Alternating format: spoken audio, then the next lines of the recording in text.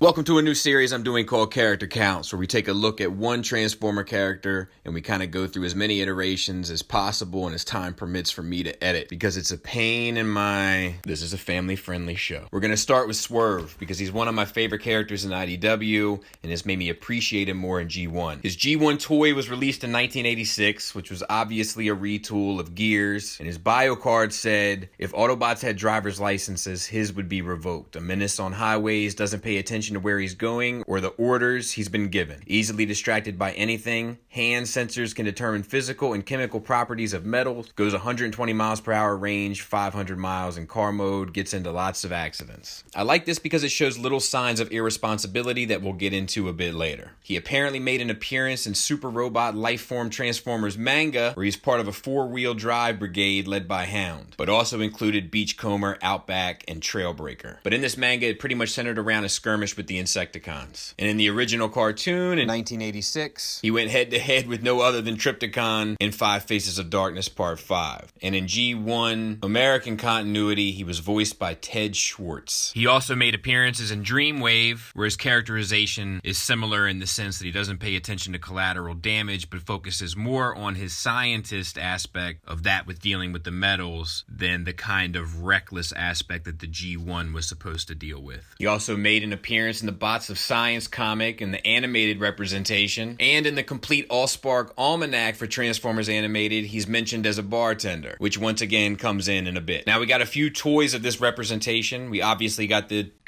G1, which is great because it's G1. But, you know, is what it is. We got the Generations mold that was a retool of Cup, and I consider that to be within this continuity because Generations line in general was kind of a reimagination while trying to stay true to the spirit and getting the most out of different molds. So I'm throwing it in. But it was a pretty impressive figure, especially for its time and kind of part of the glory days of Hasbro. It's also interesting just because it wasn't a retool of Gears, which we do have plenty of examples of, including the iGear one, that was always a funny colored salmon of a big clunky bot, very indicative of the time for third party. The SXS Swerve, which was a retool of their Gears, which I never put hands on, but if it was anything like their Gears, it was probably best to avoid. But it was interesting that it was in Masterpiece scaled and actually larger, I think, than any other Swerve we've gotten of a G1 representation. And then we have the Generations Legends class Swerve, based largely off the IDW representation, which we're about to get into shortly, but still had a lot of those G1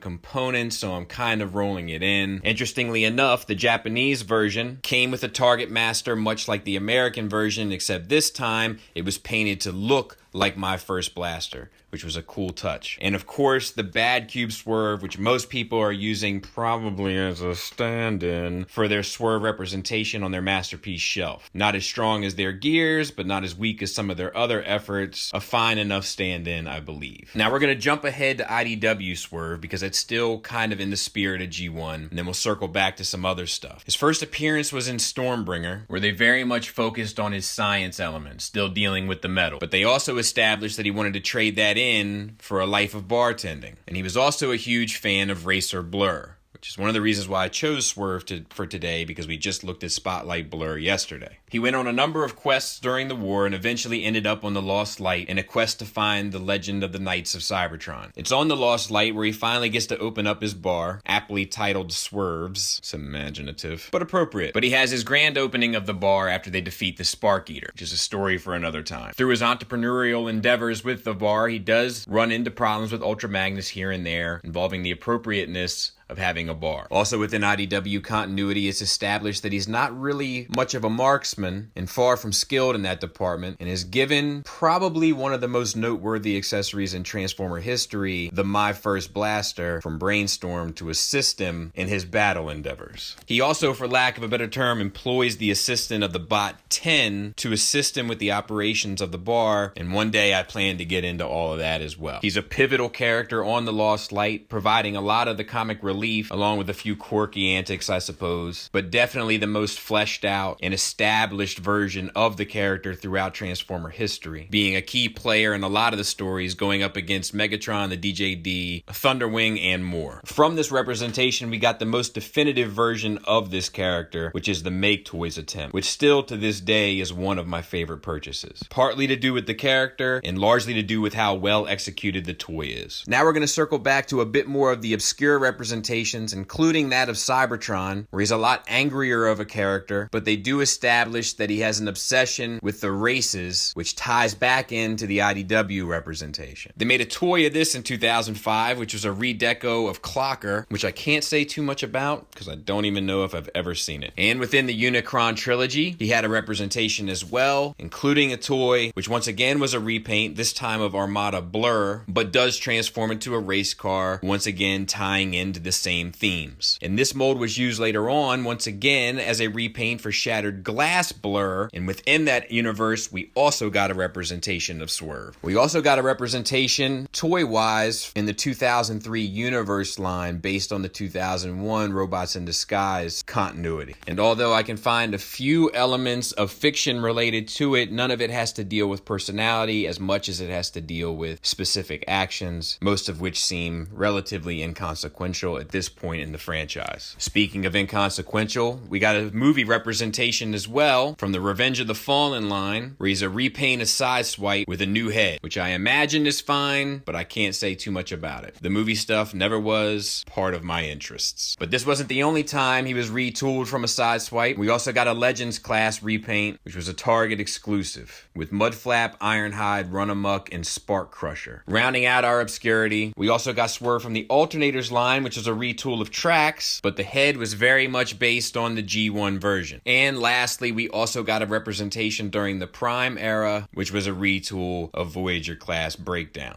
I quite like this era of toys from Transformers, but I never messed with this mold particularly, so I'm gonna go out on a limb and assume it's fine. And that wraps it up. I'm sure I got a few things wrong, I'm sure I overlooked a few things, but there's a lot of information that I tried to get about it to give as much of a well-rounded view of the character throughout the history of the brand to the best of my ability. It's interesting to me how some things have remained kind of consistent, these different threads of recklessness, bartending, obsession with speed, and racing, driving, flying. But overall, I think we have to hand it to IDW for really making this character beloved. If you like this video, let me know so I can decide whether or not to do more character counts, or if you'd rather me skip it, let me know that too. Just thought it'd be something interesting to offer. Looking for feedback, folks. Thanks for listening. Thanks for watching. Until next time, take care.